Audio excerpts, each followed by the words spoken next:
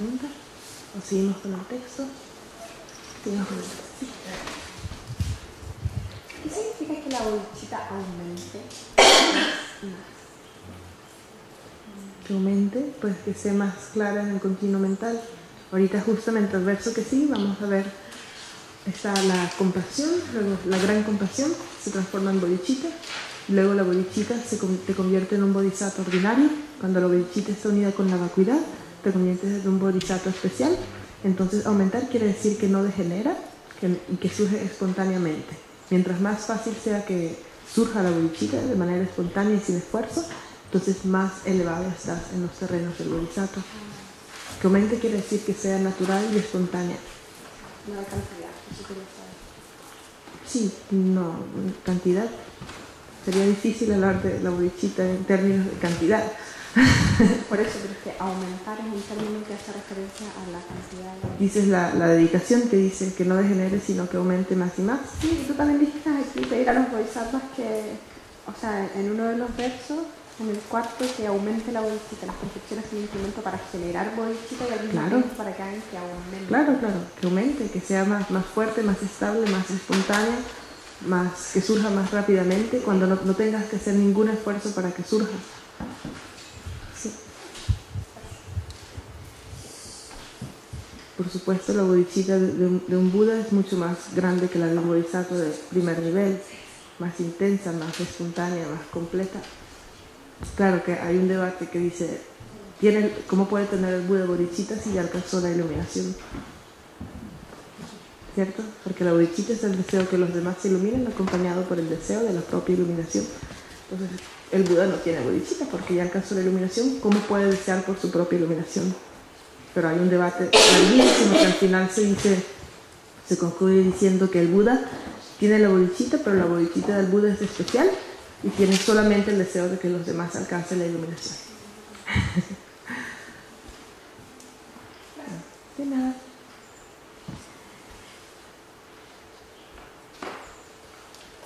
Ok, estamos en el verso número 7.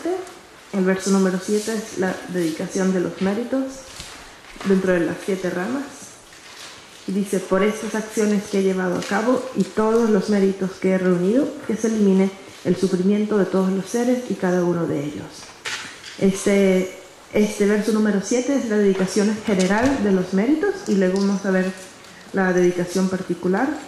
Hay 3 versos que son la dedicación particular, 8, 9 y 10, y a partir del 11 comienza la práctica de la generosidad. Entonces dice, cuando dice que se elimine todo el sufrimiento de todos los seres y cada uno de ellos, indica la generosidad, la compasión imparcial, es decir, la gran compasión, como estábamos justamente hablando ahora.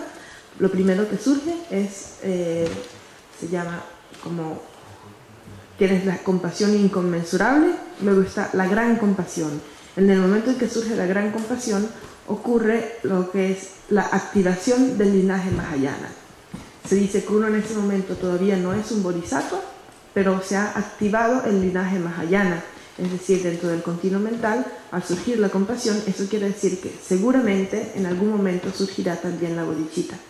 Y la gran compasión es justamente una compasión imparcial dirigida a todos los seres, ¿no? Que sentimos compasión hacia algunos sí y hacia otros no, sino hacia todos por igual. Cuando surge la bodhicitta, se dice que una vez que surge la gran compasión, se está a un paso de que surja la bodhicitta. Y cuando surge la bodhicitta, entramos en el sendero de la acumulación, es decir, entramos en el vehículo Mahayana como tal. Antes de que surja la bodhicitta, no hemos entrado en el vehículo Mahayana, pero podemos ser del linaje Mahayana. Linaje quiere decir que en algún momento ese linaje va a madurar y nos vamos a convertir en bodhisattvas. Y luego dice, el verso número 8, comienza la dedicación general, particular de los méritos hacia eliminar las enfermedades, dentro del sufrimiento de nacimiento, vejez, enfermedad y muerte. Aquí se habla de la enfermedad, el número 9 del hambre y la sed, y el número 10 de todos los sufrimientos en general, el sufrimiento de no obtener lo querido. Y bueno, ahora vamos a ver lo que dice el verso número 10. El 8 dice, para todos los que están enfermos, hasta que sanen de su enfermedad, que pueda ser para ellos su médico, medicina y enfermera. ¿A qué nos suena esto? Médico, medicina y enfermera. Buda, Dharma y Sangha, ¿cierto? La analogía del médico, medicina y enfermera. El Buda como el médico, el Dharma como la medicina y la Sangha como la enfermera, los que nos ayudan en el sendero espiritual. Luego el número 9, que elimina el tormento del hambre y la sed, haciendo caer una lluvia de bebidas y alimentos, que durante el periodo de carestía de una kalpa, este es un eón, este tiempo grande, esta medida de tiempo muy largo, que yo mismo sea la bebida y el alimento. Qué hermoso, ¿no? No solamente dice que haya bebido, que le esté bebido, que yo mismo sea bebida y alimento de todos los seres. Y aquí comenzamos a acercarnos a la práctica de la perfección de la generosidad. Para los pobres e indigentes, que sea un tesoro inagotable, que yo sea un tesoro inagotable, de toda clase de cosas que necesiten, dispuestas al alcance ante ellos. Algo muy importante de la práctica de la generosidad es que nos ayuda a eliminar también la raíz del samsara, indirectamente, porque lo que ocurre al surgir el aferramiento al yo es que surge una mente aflictiva que se llama visión errónea, de lo transitorio. Lo transitorio en este momento es el yo, mis agregados, es decir, mis componentes físicos y mentales, que son transitorios, y la visión errada de lo transitorio se aferra al cuerpo y a la mente como si fueran verdaderos y permanentes. Y la visión de lo transitorio crea esta idea de yo y la idea de mío. Entonces, lo mío, ¿cierto?, es lo que pertenece al yo, es lo que me pertenece a mí. Y todo lo demás no es mío. Entonces, yo y los demás, mío y no mío. Entonces, la generosidad, la práctica de la generosidad, está directamente afectando la visión errónea de lo mío, ¿cierto? Entonces, es importantísimo, porque dentro de esta visión errada de lo transitorio, tenemos el aferramiento al yo y el aferramiento a lo mío. Entonces, el aferramiento al yo se combate con montones de prácticas, en particular con la sabiduría que percibe la inexistencia intrínseca del yo. Pero la visión transitoria de lo mío, lo mejor para combatir esta visión errada es la práctica de la generosidad, porque estás dejando lo que creemos que es nuestro, que en realidad no es nuestro, ¿cierto? Lo estamos imputando como nuestro, estamos identificando los objetos que tenemos como si fueran nuestros, pero en realidad no lo son, porque si el yo no existe de verdad, ¿cómo puede existir lo mío de verdad? ¿Cierto? Entonces la generosidad ataca eso, ataca la visión que se aferra a las cosas como mías y que aumenta mi actitud egocéntrica, porque mientras más me aferro al yo, más me aferro a lo mío y más tiendo a desarrollar odio y aversión hacia todas aquellas personas que quieren quitarme lo mío, que amenazan lo mío, y más desarrollo apego hacia eso que considero mío. Entonces, si a través de la generosidad podemos combatir ambos, el apego y aversión que surgen de una mente que se aferra a esa idea de objetos, situaciones y personas como mías. Entonces comienza a partir del verso 11 la práctica de la generosidad. Aquí la presentación tradicional tibetana nos muestra 3 puntos: la manera de practicar la generosidad, la razón para practicar la generosidad y la manera de practicar en sí, cuando ya se ha decidido, cuando ya nos hemos mentalizado de por qué hay que practicar la generosidad, cómo se practica. Entonces, el primer verso es la manera de practicar la generosidad. Mi cuerpo, así como mis bienes, mis méritos pasados, presentes y futuros, los ofrezco, sin escatimar nada para beneficiar a todos los seres. Entonces, los primeros 3, mi cuerpo, bienes y méritos, recuerdan que era la tercera división de la generosidad, ofrecer el propio cuerpo, las propias posesiones materiales y los propios méritos o raíces de virtud, que es karma positivo. Esto está aquí, mostrado en el verso número 11. Mi cuerpo, así como mis bienes, méritos pasados, presentes y futuros, los ofrezco. Y las últimas 2 líneas del verso 11 son la manera de practicar la generosidad, sin escatimar nada para beneficiar a todos los seres. Entonces, cuando estamos verdaderamente practicando la generosidad, no estamos ahorrándonos nada, no estamos siendo un poquito generosos y un poquito no, porque entonces no es la verdadera generosidad. Entonces, esto corresponde al primer punto, manera de practicar la generosidad, sin ahorrarse nada. ofrecerlo todo, todo lo posible. Luego el verso número 12, los primeros dos versos, pero las primeras dos líneas son la primera razón para practicar la generosidad y las segundas dos líneas son la segunda razón. Vamos a ver las primeras dos. El nirvana se obtiene dándolo todo, y al nirvana es a lo que yo aspiro. Esta es la primera razón para practicar la generosidad, porque practicando la generosidad estamos combatiendo el apego. Y si eliminamos el apego, tenemos la posibilidad de obtener la liberación. De hecho, uno de los epítetos para el arhat, o para los seres liberados del samsara, es libre de apego. Libre de apego, porque si no hay apego, entonces no hay apego al samsara, y poco a poco se van eliminando también las causas y las condiciones que nos mantienen atados al samsara, ¿cierto?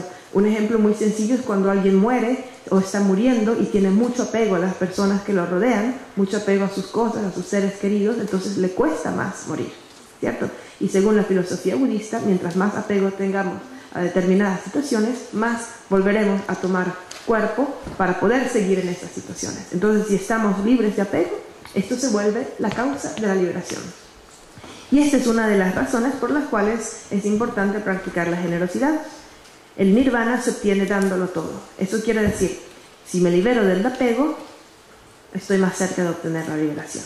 Entonces, más bien, al renunciar a las cosas, al deshacerme de cosas a las que estoy apegado, me estoy liberando, ¿cierto? Me estoy liberando de ese objeto y de mi apego a ese objeto. Y estoy más cerca de obtener la liberación.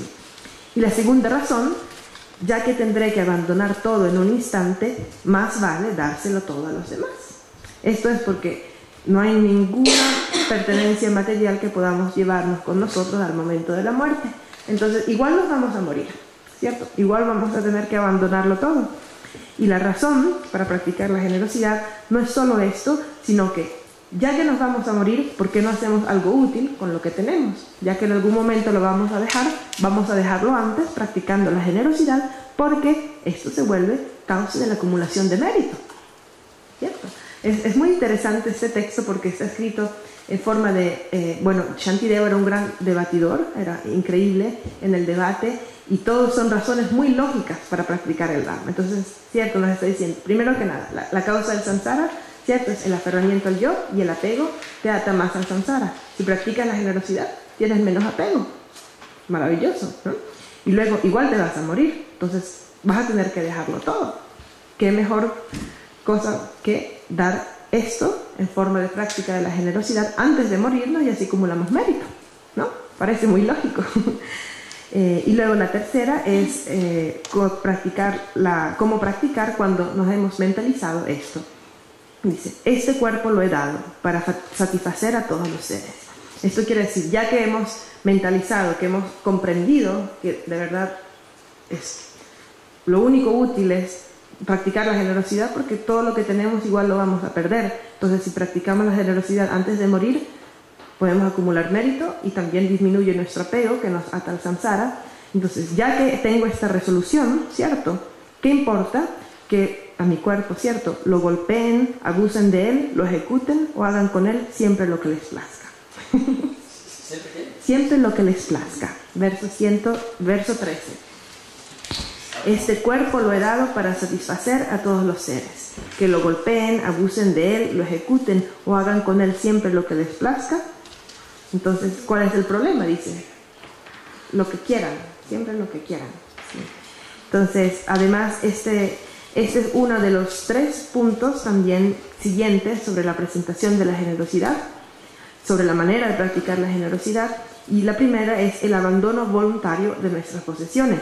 Claro, este texto es un poco extremo porque el bodhisattva ofrece también su cuerpo sin ningún problema. Si hay un animal tiene hambre, se corta un pie y se lo da. No, pero claro, nosotros no estamos a ese nivel. Por eso dice, este cuerpo lo he dado para satisfacer a todos los seres, y esto muestra el abandono voluntario. Nadie nos está obligando, voluntariamente vamos a dar nuestras posesiones. Además, cuando tenemos en mente que esta renuncia hacia nuestras cosas también está eliminando y bloqueando el surgir de la rabia cuando surgen situaciones en las que nuestros objetos personales o nosotros mismos, nuestro cuerpo, se ven amenazados. ¿cierto? En el momento en que alguien llega y nos roba, ¿cómo vamos a tener rabia si ya habíamos renunciado a todo por los seres? ¿Cierto? Entonces, esta renuncia a los objetos míos que creemos poseer es también un truco, por así decirlo, para que no surja rabia. En el momento en que los perdemos, no los obtenemos, nos los quitan, nos los roban, se rompen, se pierden, no importa, ya lo habíamos renunciado. Es muy bueno. Entonces está el abandono voluntario. Luego el segundo punto es tener siempre el sentido en nuestra mente, mantener el sentido de lo que estamos haciendo en nuestra mente. Y eso lo vemos en el verso 14, cuando dice: aunque jueguen con mi cuerpo o lo hagan blanco de sus burlas, puesto que sé lo he dado, ¿por qué preocuparse ya de él?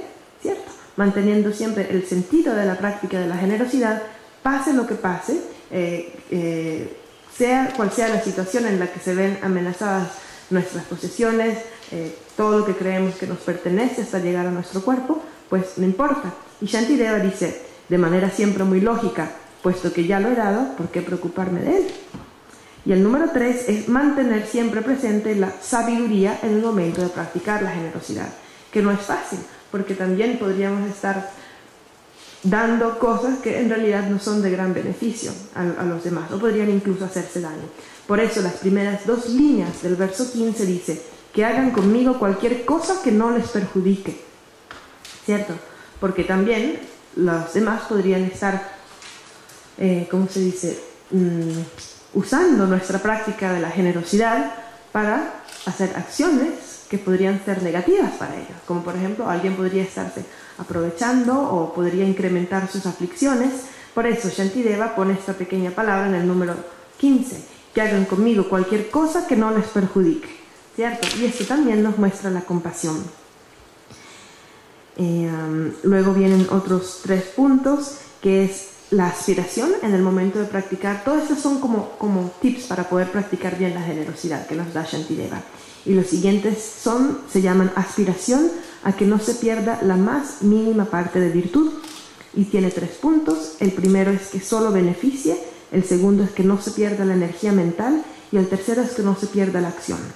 El primero nos lo muestran las últimas 2 líneas del verso 15. Cuando alguien piense en mí, que no deje nunca de beneficiarlo, ¿cierto? Eso quiere decir que sea cual sea el contacto que tengamos con otro ser, que podamos siempre tener la aspiración de que sea de beneficio para los demás. Luego el verso 16 es el punto número 2, que nunca se pierda la energía mental de esta aspiración a practicar la generosidad. Y dice, si alguien tiene hacia mí un pensamiento, ya sea de fe o de enfado, que eso sea siempre la causa de que se cumplan todos sus deseos. Esto es muy bonito, ¿no? Porque el Bodhisattva es tan bueno, ama a todos los seres tanto, que dice, bueno, aunque el pensamiento que tenga hacia mí, si ese pensamiento es malo, yo quiero tener la aspiración de que solo por esa conexión que se ha creado, con pensar en mí, que eso le pueda traer karma positivo. ¿Ah? Y es bien avanzado, ¿no? Poder pensar de esa manera. Pero es muy bonito. Sea cual sea el pensamiento, o fe o enfado, que piensen bien o piensen mal, solamente con pensar en mí, que ese pensamiento se convierta en la acumulación de mérito. Que ese pensamiento en mí los lleva a la iluminación. Y luego el tercero es que no se pierda ninguna acción, que todas las acciones puedan estar dirigidas hacia la iluminación. Y el Bodhisattva dice que aquellos que me insulten o me dañen de otro modo, o incluso quienes me difamen y critiquen, tengan todos la dicha de alcanzar la iluminación. Entonces el Bodhisattva, por el poder de su gran compasión, desea que así sea una acción negativa que hagan en contra de él, que se cree una conexión kármica para que en el futuro puedan alcanzar la iluminación. Y les dedica todos los méritos. Y aquí hay una historia, por eso esto es directa o indirectamente. Esta sería una manera indirecta de beneficiar a los seres a través de esta plegaria de aspiración. Se cuenta que en una de las vidas pasadas del Buda, él era un rey y era un bodhisattva y era increíblemente generoso, practicaba la generosidad constantemente, trataba a todas las personas, los pobres, el reino estaba increíblemente en buenas condiciones, pues todos los días se dedicaba a hacer el beneficio de los demás y sinceramente deseaba poder practicar la generosidad. Y se cuenta que llegaron 5 demonios, que estos demonios, yakshas creo que se llaman, los demonios que comen sangre, toman sangre y comen carne humana, y se le aparecieron al rey y le dijeron, bueno rey, tú que eres tan generoso, practica con nosotros la generosidad. Y el rey dijo, sí, claro, por supuesto, lo que quieran, ¿qué quieren? Lo que quieran, les doy lo que quieran para que sean felices. Y ellos le dijeron, bueno, danos tu sangre y danos tu carne. Y entonces el rey dijo, bueno, claro, está bien, y se cortó, ¿cierto? Y los alimentó con su sangre y con su carne hasta que murió. Pero mientras estaba muriendo, mientras ellos estaban alimentando de su cuerpo, el rey hizo esta gran plegaria de aspiración, que sea cual sea la acción negativa que están haciendo hacia él, pueda crearse una conexión kármica para que en el futuro ellos puedan alcanzar la iluminación. Y según esta historia se dice que los 5 demonios eran los 5 discípulos del Buda Shakyamuni, y el Buda Shakyamuni era el rey, ¿cierto? Entonces, por el poder de su compasión, de su grandísima bodhicitta, el rey más adelante fue el Buda Shakyamuni, y los 5 demonios fueron sus primeros 5 discípulos, que fueron los primeros 5 arhats de la historia de este Buda. Entonces ese es un ejemplo como a través del poder de la compasión y de las plegarias de aspiración, incluso una acción tan negativa como desangrar al pobre rey, que era un santo, ¿cierto?, se convirtió en causa para los demonios de alcanzar la iluminación. Se convirtieron en los 5 arhats, los primeros 5 arhats. Entonces estamos viendo que es una práctica muy poderosa, mucho más poderosa, que abarca no solamente esta vida, sino infinitas vidas. No podemos saber en qué momento puede terminar, madurar, incrementarse el efecto de nuestra práctica de la generosidad. Y a partir de aquí comienzan otros puntos de la práctica de la generosidad, el verso 18, que es la aspiración a volverse útil para los demás. Esto puede querer decir, esto tiene 3 puntos: convertirse en cosas útiles, es simplemente una manera de generar la bodhicitta, de generar la mente de generosidad. El segundo es desear que esto dure por un gran tiempo y una función perfecta, como tiempo perfecto y función perfecta. Y el tercero es que el objeto y el tiempo sean infinitos. Vamos a ver, los primeros 18, 19 y 20 corresponden al primer punto: aspiración de convertirse en cosas útiles para los demás. Que sea un protector para los desvalidos, un guía para los viajeros en el camino, y para los que desean cruzar el agua, que sea un puente, un bote o un navío. Que sea una isla para los quienes la buscan, una lámpara para quienes anhelan la luz, para aquellos que desean descansar, una cama, y un sirviente para los que lo desean. Que sea la joya que cumple todos los deseos, la vasija del tesoro, el mantra poderoso, la medicina que todo lo cura, el árbol milagroso y la vaca de la abundancia para todos los seres. Estos son como conceptos muy de la India antigua, ¿cierto? La vaca de la abundancia era una vaca mitológica que nunca dejaba de tener leche y era inmortal. Entonces era como un símbolo de abundancia. Y el mantra poderoso, también en el comentario en tibetano dice que el mantra poderoso se refiere a los poderes tántricos y a todos los poderes que se obtienen a través de la concentración, como los poderes de pacificación, incremento, magnetismo, irado, etcétera, etcétera. Son todos poderes que pueden surgir a través de nuestra práctica de la meditación, y el Bodhisattva dedica todos esos poderes para el beneficio de los demás. Luego el segundo, tiempo y función, el segundo punto es en el verso 21. Como el espacio, la tierra y los otros grandes elementos que de múltiples formas sustente siempre la vida de los seres infinitos. Entonces el tiempo, ¿cierto? Aquí el tiempo es por siempre, que por siempre pueda sustentar la función suprema es sustentar la vida de los seres. Entonces podemos imaginarnos la compasión que puede tener un bodhisattva para desear transformarse en tierra, agua, fuego y aire para poder mantener, para poder darle la vida a todos los seres. Es un deseo precioso, ¿cierto? Además, técnicamente, estos son todas plegarias de aspiración, porque técnicamente, si vamos a la filosofía budista, uno no puede convertirse en tierra ni en agua, porque son elementos que pertenecen a la parte inanimada del universo. Entonces, la aspiración que Shantideva, siendo un erudito, diga que pueda convertirme en tierra, ¿no?, y en todos los elementos, para que de múltiples formas sustente siempre, ¿cierto?, para siempre, ese es el tiempo perfecto, la vida de los infinitos seres. Y luego el tercero es el objeto y el tiempo infinito. Asimismo, hasta que todos los seres, verso 22, hasta que todos los seres que pueblan el espacio hasta sus últimos confines pasen más allá del sufrimiento que los provea de todo lo necesario para la vida. Entonces, el tiempo quiere decir de manera ininterrumpida, para siempre, hasta que todos alcancen el nirvana, se liberen del samsara. Y el objeto, es decir, el objeto perfecto, es la última línea, que los provea de todo lo necesario para la vida. Luego, el verso 23 y 24, estos son dos versos muy importantes porque son los que se utilizan en todas las ceremonias para la generación de la bodhicitta, ¿cierto? Los que habrán estado en Dharamsala recordarán que estos son los versos que se utilizan para la toma de votos de bodhisattva, ¿cierto? Así como los sugatas del pasado generaron la aspiración a la iluminación y gradualmente mantuvieron y practicaron los preceptos de los bodhisattvas para beneficiar a los seres, también generaré la aspiración a la iluminación. Y gradualmente, asimismo, seguiré y practicaré estos preceptos. Entonces, los versos 23 y 24 son la preparación para la generación de la bodhicitta y sirven también para estabilizar nuestra intención de practicar el sendero del bodhisattva. Y por eso es tan importante la generosidad.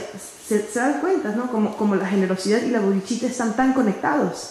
No se puede tener mente de iluminación, no se puede desear alcanzar la iluminación si no se tiene una mente generosa, porque la base de la bodhicitta, la base del bodhisattva es trabajar por los demás, y eso es a través de la generosidad. El bodhisattva quiere que todos se liberen del sufrimiento, y esta es la generosidad suprema, es la generosidad de dar el dharma. Por esto tenemos dentro de este capítulo incluida la generación de la mente de bodhicitta y las reflexiones sobre la práctica de la generosidad. Luego el verso 25 es un elogio a la mente de bodhicitta y dice, es parte de la meditación sobre la importancia y sobre los beneficios de la mente de la iluminación. Así pues, los seres con lúcida inteligencia, tras haber asumido con radiante alegría la bodhicitta, para que ésta siga creciendo sin cesar, la ensalzarán con gozo de este modo. Y los tres siguientes versos son elogio a la mente de bodhicitta. El verso 27 está enfocado hacia mantener la bodhicitta con atención, es decir, si mantenemos siempre presente todos los beneficios y las razones para practicar la generosidad y la bodhicitta, entonces esta no degenera. Y la tercera es alegrarse a través de darse cuenta de lo difícil que es encontrar esta mente de aspiración, de lo difícil que es generar la bodhicitta, de lo difícil que es para una persona ordinaria darse cuenta de todo lo que hemos leído, de los beneficios de la generosidad, de lo lógico que es practicar la generosidad y la renuncia y todas estas cosas. Entonces el verso 26 dice: hoy mi vida ha dado fruto, esta existencia humana desde ahora es excelente, hoy he nacido en la familia de los Budas y soy desde ahora uno de sus herederos. ¿Qué dijimos? ¿Qué significa? Bodhisattva, ¿cierto? Entonces, claro, el verso 26 dice, ahora soy un bodhisattva, pero en realidad esto se aplica al que de verdad generó bodhicitta. No solamente la intención, sino la bodhicitta verdadera, pues la bodhicitta espontánea, que no pasa un momento del día en que no se sienta amor y compasión por ninguno de los seres. Todos los seres, al mismo tiempo, todo el día, nos producen amor y compasión. En ese momento somos bodhisattvas. Y he nacido en la familia de los Budas, quiere decir que ha surgido la bodhicitta. Se dice que la bodhicitta es lo que nos transforma en hijo de los Budas, porque aunque tengamos toda la percepción directa de la vacuidad y hayamos eliminado todas nuestras aflicciones, no se puede alcanzar la iluminación sin tener bodhicitta, porque la bodhicitta, esta compasión, es la que nos va a ayudar a completar la acumulación de mérito, y de la acumulación de mérito surgen los cuerpos tangibles del Buda. Por eso aquí dice, hoy he nacido en la familia de los Budas, ¿no? Soy como un niño pequeño en la familia de los Budas. Tengo bodhicitta, me falta toda la acumulación de mérito, pero allá voy. Entonces, por eso, la bodhicitta es lo que diferencia a alguien del linaje Mahayana de alguien que no tiene el linaje Mahayana. Desde ahora, por todos los medios, emprenderé acciones dignas de esta familia. La familia es la familia Mahayana, sin dejar que ninguna falta mancille a este noble e inmaculado linaje. Este está conectado con el punto 2, que es mantener la bodhicitta con atención. Si estamos conscientes de todo lo que estamos haciendo y estamos presentes, entonces evitaremos, como dice aquí, hacer acciones que dañen el linaje mahayana. Entonces mantendremos siempre nuestra acumulación de mérito y sabiduría perfectamente, como se dice, aumentando en lugar de degenerar. Y el 28 corresponde al punto alegrarse viendo lo difícil que es de encontrar. Como un ciego que encuentra una joya entre un montón de basura. Imaginemos, ¿no?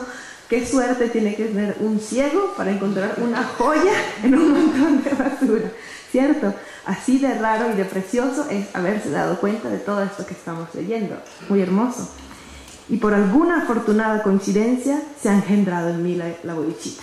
Dice, no, ¿cómo no puedo alegrarme de esto? Dice, qué suerte que tengo, qué suerte que me he dado cuenta de las correspondencias kármicas del dar y del tomar y del recibir, de la generosidad. Entonces, como un ciego que encuentra una joya entre un montón de basura, por alguna afortunada coincidencia se ha engendrado en mí la bodhicitta. Y diciendo que ciegos, nosotros somos ciegos, porque estamos todavía cubiertos por velos y velos de ignorancia. Y aún así hemos tenido la suerte de entender o de llegar a tener una pequeña comprensión de lo que es la mente de la iluminación. Y a partir del verso 29 son los beneficios de la mente de la iluminación. El primero es que elimina el sufrimiento. Y son las primeras 2 líneas del verso 29. Esta es, de hecho, el elixir supremo que vence al Señor de la muerte que asesina a los seres.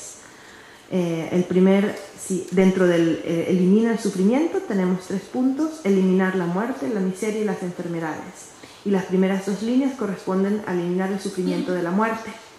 ¿Por qué decimos que la bodhicitta elimina el Señor de la muerte si todos nos vamos a morir? ¿Por qué nos está diciendo este texto que esta mente de generosidad suprema, que es la mente de la iluminación, vence al Señor de la muerte? Y es muy sencillo, es porque la muerte en sí no es un problema, ¿cierto? El Señor de la muerte, o llama, se le llama a la muerte cuando uno no tiene libertad, cuando después de esa muerte se volverá al samsara y experimentar sufrimiento, y sobre todo cuando después de la muerte se caen los reinos inferiores de existencia. Entonces esto es lo que se llama el aspecto negativo de la muerte. Este es llama, llama, ¿cierto? El Señor de la muerte. Si no han visto la rueda del samsara, ¿saben la rueda del samsara? Que es el monstruo que nos tiene atrapados, atrapa la rueda con sus colmillos y sus garras. Ese es el Señor de la muerte. Pero en realidad es el Señor de la muerte solamente cuando la muerte es algo negativo. Y la muerte es algo negativo cuando no tenemos control sobre nuestro karma. Porque la muerte lo que va a hacer es, como una computadora, ¿cierto? Resetearnos, y entonces aparecemos en otra vida con todo el karma de las vidas pasadas, y lo más posible es que si no hemos hecho algo productivo en esta vida, experimentaremos sufrimiento. Entonces se dice que la bodhicitta vence al Señor de la muerte porque para un bodhisattva la muerte no es un problema. El bodhisattva está feliz de morir y volver al samsara para seguir trabajando por los seres y acumulando mérito. Es decir, es maravilloso, más bien el bodhisattva está feliz de cambiar de cuerpo y tener otro más joven para poder seguir practicando, ¿cierto?, las perfecciones. Por eso se dice que la bodhicitta vence al Señor de la muerte. Además podríamos alcanzar la iluminación y ahí ya ni siquiera hay muerte, ya se obtienen los cuerpos de Buda de una vez. Luego el segundo es vence la miseria. Es también el tesoro inagotable que elimina la miseria de los seres transmigrantes. ¿Qué quiere decir que elimina la miseria? ¿Es la miseria en realidad la falta de cosas materiales o es un estado mental? La miseria es más un estado mental, ¿cierto?, que tener cosas, porque podemos ver personas que son muy ricas y tienen mucha infelicidad, viven en un estado de miseria mental constante, y podemos también ver personas que no tienen nada y están satisfechos con lo que tienen, así tengan muy pocas posesiones materiales. Por eso se dice que la bodhicitta es el tesoro inagotable que elimina la miseria. Esto no quiere decir que nos va a dar cosas materiales, que nos vamos a volver ricos, pero porque va a eliminar nuestra miseria mental. Entonces, al eliminar la miseria mental, ya está listo, pues no se necesita más nada. Y eso también lo hace la bodhicitta. Y eso lo hace la generosidad. La generosidad elimina la miseria y nos volvemos ricos. Luego el verso número 30 dice, elimina las enfermedades. Es el supremo de los remedios que cura perfectamente todas las dolencias. ¿Cómo podemos decir que la bodhicitta cura las dolencias? Bueno, en realidad, cuando hablamos de un dolor físico, hay una parte del dolor físico que podríamos decir que es relativamente objetivo, relativamente real. Pero en realidad lo que hace que suframos más no es el dolor en sí, sino nuestra percepción del dolor y la importancia que le damos a nuestro sufrimiento más que al sufrimiento de los demás. Entonces, si estamos todo el tiempo enfocados en nosotros mismos, cualquier cosa negativa que nos ocurra, nosotros la vamos a agrandar mucho más de lo que aparenta ser. Nos pasa algo malo y entonces lo tomamos malísimo porque nos parece lo peor que nos ha podido pasar. Pero eso es porque estamos enfocados en nosotros. Si estamos enfocados en el sufrimiento de los demás, sea lo que sea que nos pase, nunca va a ser tan malo como el sufrimiento que están experimentando los infinitos seres. Entonces la bodhicitta elimina el sufrimiento, ¿cierto? No porque nos va a dejar de doler la barriga o porque, ¿cierto?, vamos a dejar de tener incomodidades físicas, sino porque, sea cual sea la incomodidad que podamos experimentar, si tenemos compasión, la importancia que le damos a los demás y al sufrimiento de los demás va a ser siempre mucho más grande que la que nos da a nuestro propio sufrimiento. Por eso se dice que la bodhicitta elimina el sufrimiento. Luego tenemos el número 4, dice en general, sí, beneficios de la bodhicitta en general, que elimina la existencia cíclica. Y son las últimas 2 líneas del verso 30. Este es el árbol que cobija a los viajeros agotados de deambular por los senderos de la existencia. ¿Cierto? A pesar, dice que cobija a los viajeros agotados de deambular, porque la bodhicitta no te saca instantáneamente del samsara, pero te protege, ¿cierto? Como un árbol que te da sombra hasta que termines de cumplir tu ciclo y lograr salir del samsara. El siguiente beneficio nos salva de los reinos inferiores de existencia. Verso 31 es el puente universal que salva a todas las criaturas de las malas existencias. Porque si tenemos esta actitud altruista y nos dedicamos solamente a tratar de hacer el beneficio de los demás, automáticamente estamos creando karma positivo para nosotros mismos. Y eso quiere decir que no renaceremos en los reinos inferiores de existencia. Luego el siguiente beneficio es que la bodhicitta elimina la causa del sufrimiento de raíz. Y son las segundas 2 líneas del verso 31. La bodhicitta es la luna que se eleva, aliviando a los seres del tormento de sus aflicciones. Aquí es mejor corregir, en lugar de pasiones, pongan aflicciones, porque las primeras 2 líneas del verso 32 y las últimas 2 líneas del verso 31 nos muestran las 2 causas del samsara, que son las obstrucciones aflictivas y las obstrucciones cognitivas. Entonces se hace una metáfora con el sol y la luna que elimina las obstrucciones aflictivas y el sol que elimina las obstrucciones cognitivas. Ahora vamos a ver qué son estas 2. Para alcanzar la iluminación se tienen que eliminar 2 tipos de obstáculos principales. Tenemos por un lado las obstrucciones aflictivas y las cognitivas. Las aflictivas son todos los estados mentales negativos, todas las aflicciones, odio, apego, envidia, ignorancia, orgullo, todo esto son las obstrucciones aflictivas. Y estas obstrucciones aflictivas deben ser eliminadas para obtener tanto la iluminación como la liberación individual. Por lo tanto, los arhats y los practicantes del vehículo Hinayana eliminan las obstrucciones aflictivas, pero no eliminan las obstrucciones cognitivas. La definición de obstrucción aflictiva es el obstáculo principal para obtener la liberación. Y la definición de obstrucción cognitiva es obstáculo principal para obtener la iluminación. Entonces, las obstrucciones cognitivas también se llaman velos para la omnisciencia. Son todos aquellos tipos de ignorancia o desconocimiento que no nos permiten tener la omnisciencia o el conocimiento completo de todos los fenómenos en todos los tiempos simultáneamente. Es decir, todo lo que nos hace falta para tener la mente de un Buda.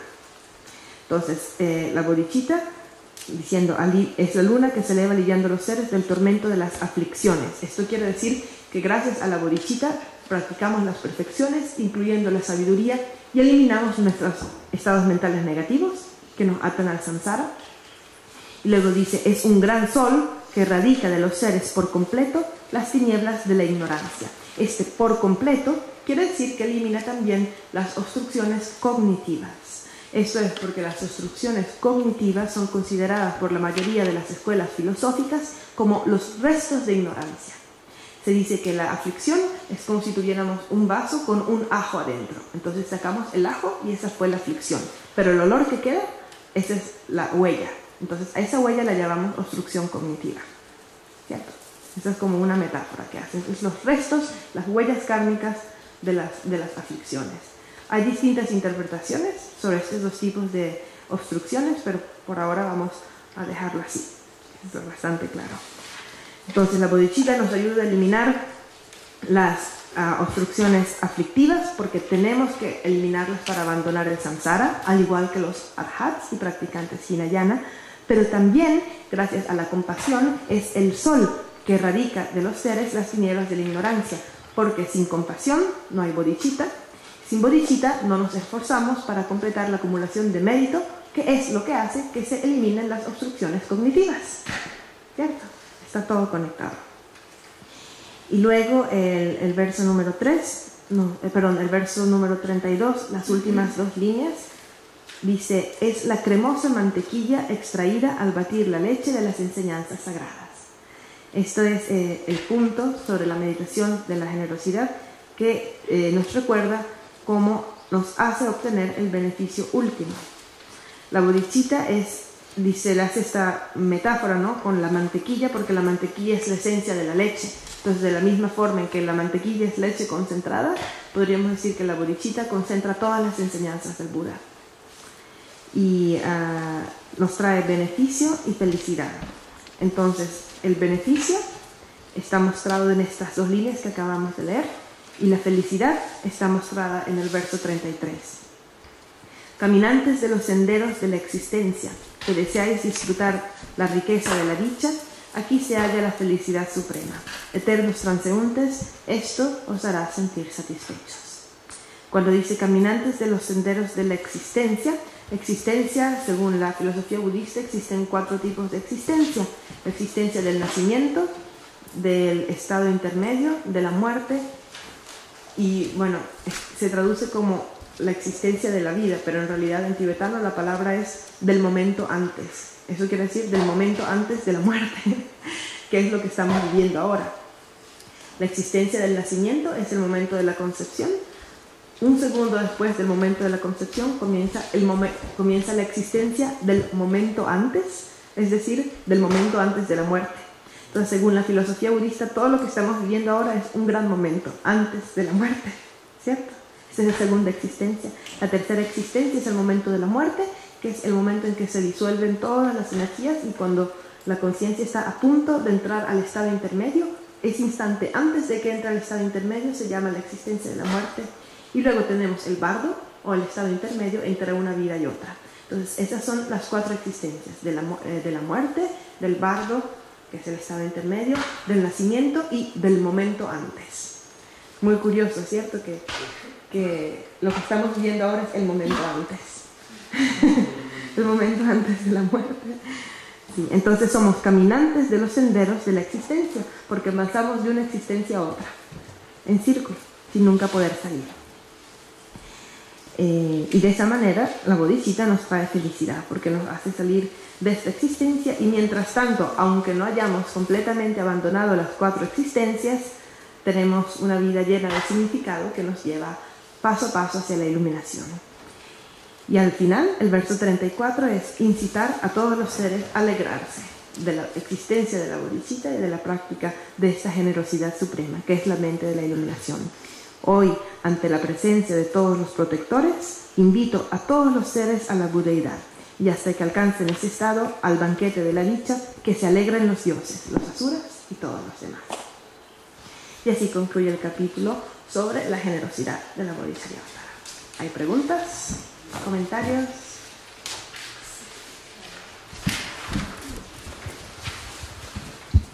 ¿Usted puede repetir que no te oí bien? La existencia de la muerte es en el momento de la muerte solo.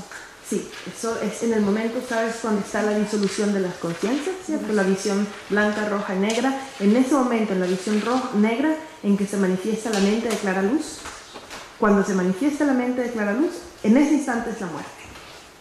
Después de la mente de clara luz se vuelven a formar las conciencias burdas y vuelven, porque visión clara, roja, negra, clara luz, roja, negra, roja, blanca y una nueva vida o el estado intermedio, ¿cierto? En la clara luz de la muerte, en ese momento es la muerte. Apenas se comienzan a formar los conceptos, ahí ya es otra vida, y ahí ya no es la muerte. Gracias.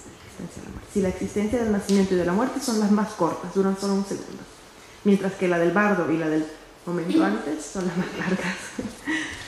¿Alguna otra pregunta? Sí. ¿Y ese momento de conciencia de clara luz sería como en la mitad del bardo? No, sería en el momento de esta vida. No sé si recuerdan que Sheila el año pasado había explicado cómo se disuelven las energías sutiles de los elementos en el cuerpo. Entonces, tierra, agua, fuego, aire, conciencia, y luego en la conciencia tienes las visiones, ¿cierto? Espacio infinito, luz infinita, que es la visión blanca, roja, negra, y ahí es la conciencia más sutil, clara luz. En ese momento es la muerte.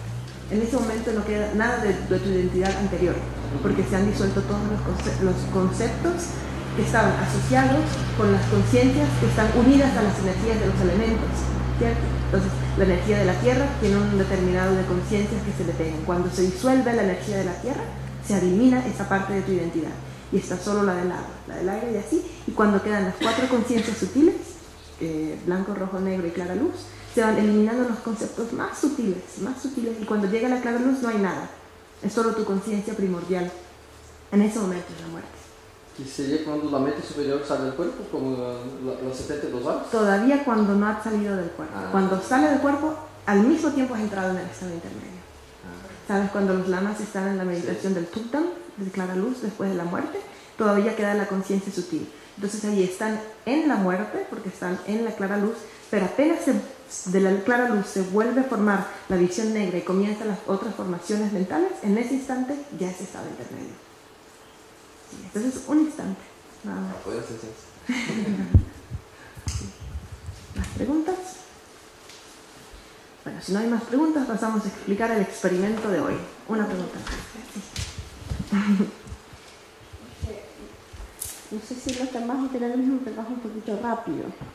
Entonces, solo para ver si entendí bien, cuando tú hablas de la generación de la mente bodhicitta, hay como 3 puntos necesarios para generarla, para practicar la generosidad. Primero, que tiene que convertirse en cosas útiles para los demás. No, esas son simplemente maneras de meditar sobre la generosidad, para generar una aspiración, ¿no? Para hacer que surja una mente generosa. Es simplemente una aspiración. Como si yo te dijera, ¿qué es lo más bonito que te puedes imaginar para hacer hacia los demás? Me encantaría poder ser agua y comida para los seres, que no va a pasar porque no puedes convertirte en agua, pero es solamente un instrumento para meditar. Okay, y ahí lo segundo es el tiempo y función. Sí, desear que pueda ser por un tiempo indeterminado y que tenga una función maravillosa, como decía, al igual que los elementos, ¿cierto? Que pueda yo ser agua, tierra, aire y agua, no, es solamente una aspiración, es un deseo, no es algo que se pueda cumplir de verdad técnicamente, es como para ayudarte a generar esta mente de generosidad, de bodhicitta. Okay. Y luego el tercero es que el objeto y el tiempo sean infinitos. Exacto. Ahí es cuando dice que pueda para siempre proveerlos de todo lo necesario para la vida. Y ahí las 3 son los 3 pasos del mismo tipo de meditación, digamos. Sí, pero hay muchos puntos a lo largo del capítulo. Son solamente instrumentos para generar la mente de la generosidad. Son versos que lees y tratas de sentirlo, ¿no? Y de crear esta mente de generosidad. Solo de imaginar que estamos haciendo el bien a otra persona generosamente, ¿eso genera un mérito, un karma positivo? Sí, genera un karma positivo porque te estás familiarizando con una mente positiva. Entonces, por el poder de la familiarización, más te acostumbras a ese estado mental, más fácil se producirá en el futuro. Entonces, imagínate, si siempre meditas sobre lo maravilloso que sería, ¿cierto? Poder ser que tu cuerpo se transforme en comida y en agua y bebida para los seres en tiempos de carestía, por ejemplo. Entonces, automáticamente, si alguien a tu lado tiene hambre y tienes comida, se la vas a dar, ¿entiendes? Te estás como adiestrando tu mente para que a partir de ahí todas las acciones de cuerpo y palabra que salgan naturalmente van a estar enfocadas hacia la generosidad. Así que sí te hace acumular karma positivo, tal vez no karma positivo de cuerpo y de palabra, pero seguramente karma positivo de mente, porque estás entrenando tu mente hacia una función positiva. Entendi. Pero isso não corre o risco de que a pessoa esteja imaginando muito e se sente satisfeita, que está ayudando muita gente, pero no hace casi nada en la práctica. Bueno, esta es la meditación, pero luego viene la acción. Hay que ponerlo en práctica también. ¿Sí? Sí.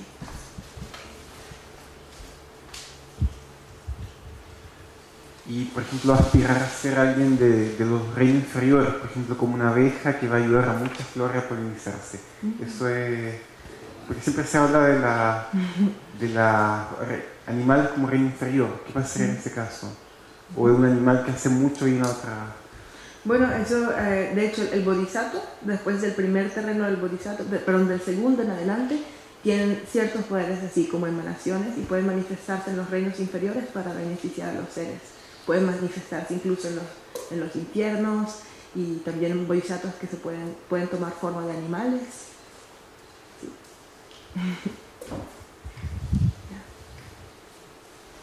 Okay. Entonces, el experimento de hoy son 4 experimentos para practicar la generosidad. Recordemos siempre que la definición de generosidad es la mente de dar. Entonces tenemos primero que tratar de tener de verdad la motivación de darlo, si no corresponde exactamente a la definición de generosidad. Entonces la primera es que vamos a dar algo que no nos importa mucho, un objeto que tengamos y que no le tengamos particular apego, a alguien a quien queremos, a alguien que nos cae muy bien, ¿cierto? Una persona que es súper amiga de nosotros. Luego la segunda tarea es que tenemos que buscar un objeto al que tengamos mucho apego, pero mucho apego, que lo queremos solo para nosotros y se lo tenemos que dar a una persona a la que queremos mucho. Entonces, ver qué ocurre en nuestra mente cuando damos este objeto que queremos tanto, pero renunciamos a este objeto y se lo damos a nuestro amigo, a nuestro querido amigo. Luego la tercera tarea va a ser dar algo que no nos importa mucho, algo a lo que no tenemos apego, a alguien que no nos importa mucho, a una persona que en realidad no nos cae ni bien ni mal, una persona X. ¿Y quién se imagina cuál será el cuarto? Ajá, dar algo a la que tenemos mucho apego, un objeto que nos gusta mucho, a una persona con la que de verdad no nos llevamos bien, ni un poquito. ¿Ok? Entonces estos son los 4 experimentos, pero es secreto, por supuesto. No pueden ir diciendo, mira, que me caes mal, te voy a... Tiene que ser secreto y nadie puede enterarse de que están haciendo sus experimentos. Entonces el primero, dar algo que nos gusta a alguien que nos gusta. Luego dar algo que dar algo que no nos importa a alguien que nos cae bien. El segundo, dar algo que nos gusta a alguien que nos cae bien, a nuestro amigo. Tercero, dar algo irrelevante a una persona que no nos cae ni bien ni mal. Y el cuarto, dar algo que tenemos mucho apego a una persona que nos cae muy mal. ¿Listo? ¿Sí? Vamos a intentarlo. Son 4 tareas, tenemos todo el día para hacerlas. Y la discusión tampoco va a ser hoy, ¿cierto, Yimura? Sí, va a ser mañana. Va a ser mañana. Sí, y tal vez a partir de mañana tengamos más preguntas y respuestas en la tarde. ¿Algo más? ¿Algún comentario? ¿Preguntas? Pero tienen que dar de verdad un objeto que les importe. No digan, ay, no, es que yo quiero mucho mi bolígrafo, me encanta. Sí, no. Tiene que ser algo que de verdad dicen, y sentir, ¿no? ¿Qué está sucediendo en mi mente? ¿Por qué? ¿Cómo se está manifestando mi apego al yo y a lo mío? ¿Cierto? ¿Por qué estoy tan aferrado a algo que a nivel último en realidad no es mío? Porque si no hay yo, ¿cómo puede haber mío? ¿Cómo puede ser que me cueste tanto dar esto? ¿Y qué siento al darlo? ¿Siento liberación? ¿Siento remordimiento? ¿No? ¿Siento felicidad? ¿Qué ocurre cuando me deshago de mis objetos de apego? Bueno, entonces esto es todo por hoy. Dedicamos los méritos de este laboratorio mental para que pueda la preciosa mente de la iluminación surgir donde no ha surgido y que donde ha surgido pueda no degenerar, sino aumentar siempre más y más. Gracias y buena suerte con su experimento.